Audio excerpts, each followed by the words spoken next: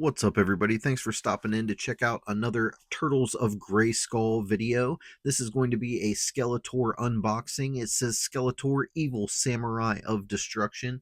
And as you can see here in the package, we got Skeletor and we've got Shredder up on the top, signifying this is going to be a bad guy in the box, which you can kind of tell through the bubble. That is definitely Skeletor in there in some bright green samurai ninja-like armor. It looks like he's got a cool, unique weapon, so it's kind of going to be exciting to get him pulled out of the box, see what all we got crammed in here. But first, let's spin the box around, take a look at the back. We know we've got awesome artwork always on the back, and it looks like right here we have got Skeletor doing a battle against Donatello.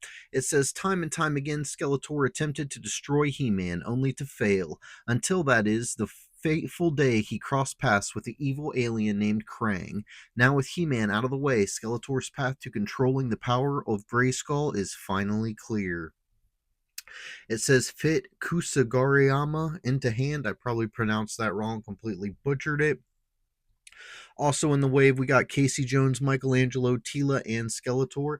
Casey Jones has already been unboxed on the channel. Tila will be coming soon, and I believe we've got the Michelangelo done already, unless maybe that is the second version of Michelangelo, in which case we have not got to him yet. But again, really cool artwork on the back of this box. We're going to go ahead and flip it around, take one final look at the front cover here, and then we're going to get him torn straight away out of the box.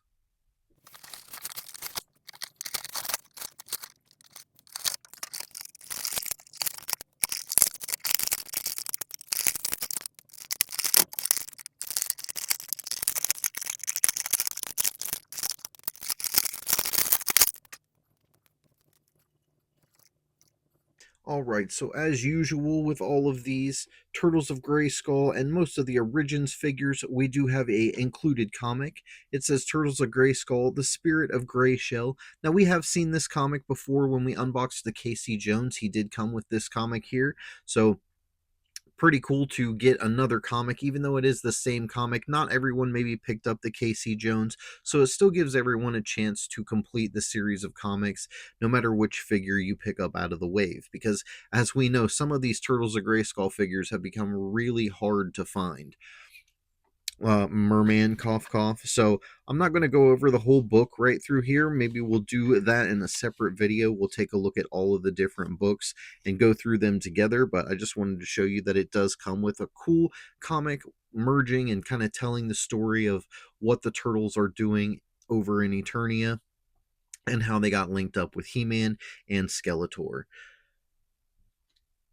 As for his weapon, he comes with this kind of nunchuck version of the Havoc Staff. They called it a really weird name on the box. I can't remember what exactly it was called, but it looks like nunchucks with Havoc Staffs with scythes on both ends. So kind of an extreme weapon here, and it's kind of a cool play on it because Skeletor is kind of like a Grim Reaper, hooded skeleton figure if you think about it, and he carries a big cane with him, and if it had a scythe on the back, something like that, kind of play into that Grim Reaper look even more. So maybe that's why they didn't do it. But really cool weapon. I like this a lot, especially since it is coming in the Turtles of Grayskull kind of ninja setup line. So we'll go ahead and set that down to the side, and we're going to take a closer look at Skeletor here as far as his articulation goes, and then we'll go ahead and remove his armor, get a look at what he looks like without the armor. As you can tell, he is more of a purple shade of a Skeletor and less blue and more of kind of a real subtle purple, and I have to say I definitely am liking it. It looks really good and it meshes really well with this kind of a bright neon green. So with the cape and everything on, he can look to the left, he can look to the right, and as you can see here even more, it looks so much more like a Shredder style helmet. I feel like merging Skeletor and Shredder together would have been a cool idea, and maybe that's kind of what they've gone for here, because I guess in a way this is like a Shredder version of Skeletor. So he can't look up and down. He can look down, I guess, better than I thought that he could. He doesn't look up too well, just due to the fact of the helmet hitting the back of the cape here. The wrist gauntlets do just slide right off. It's like a ring style clip on here, and it will just clip right onto the forearm. And As you saw, mine was kind of loose and it just continues to fall off. If it's not positioned on there just right, it seems to slip loose. So back to articulation. His arm, they're going to articulate like a standard Origins figure. I'm going to take this off for now. His arm will go all the way around. It is kind of stiff, and his little uh, stuff here kind of does hinder it just a little bit, the cape and the shoulder bits here. So it does go all the way around. As you saw, it's going to come all the way out. He does have a single jointed elbow, so it can bend about almost 90 degrees. He does have a joint in his wrist, so he can flex in and out that way, and it can turn all the way around.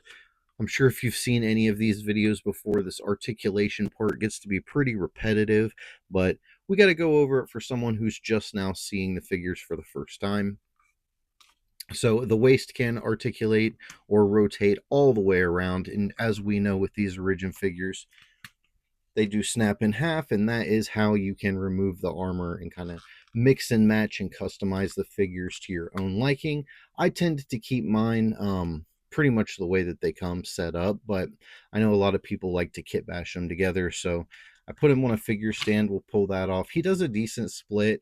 The armor kind of does hinder it a little bit on the sides here, but if you push it, it will go up pretty far.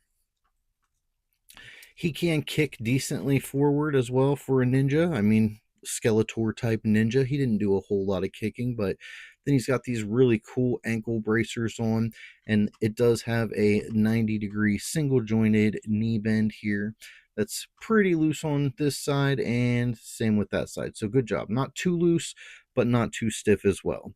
And then the boot does swivel right here. So you can kind of turn the boot. There you go. That was a little stiff on my figure here. And then the foot will also bend down, up, and rock back and forth. Standard Origins figure kind of articulation. So let's go ahead and pull this one off as well. It's going to go the exact same way. In order to get the cape off, we're just going to pop the head off.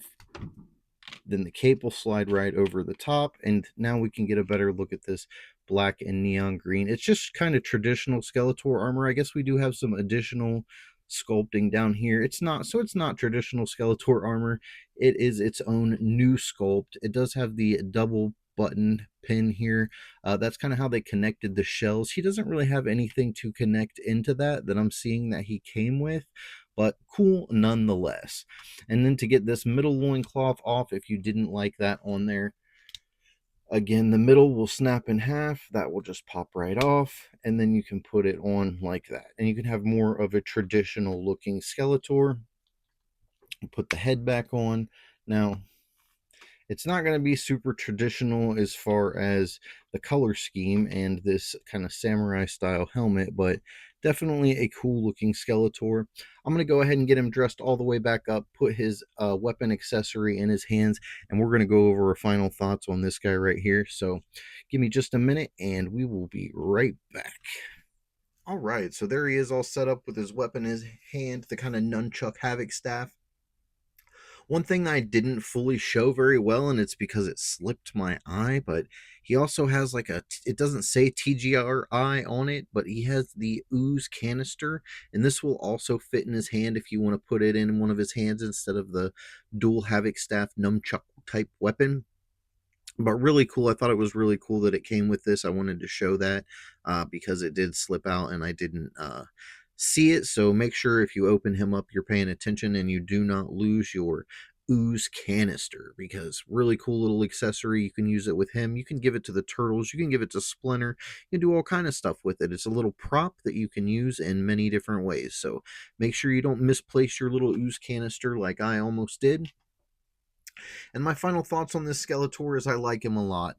The only change that I guess I wish that they would have done was possibly give us an additional head sculpt that was a more traditional hooded Skeletor head. It could even be fashioned with the green, black, and even silver, maybe like plating on it. But maybe just that's the only change that I guess I would really ask for, is maybe an additional head with this one that kind of went back to more of the Standard Skeletor. I do love this head sculpt, and this is probably the one that I would have kept on him anyhow.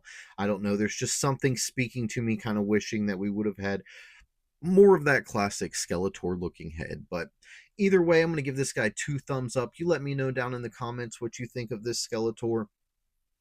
I think he's a really fun figure. I think that bright neon colors with the black stand out really well. I love this new cape and the way that they've incorporated it. It just slides over the peg, so you don't necessarily have to use it with Skeletor either. You can put it on whatever figure you want. You just pop the head off, snap that cape down over the peg, and then you'll have yourself a black cape on one of your figures. And I think that in itself is a pretty cool accessory. So thank you guys very much for watching. Don't forget to hit that like button, so cram on the thumbs up. Subscribe to the channel, turn the notifications on so you don't miss any upcoming Turtles of Grayskull unboxings.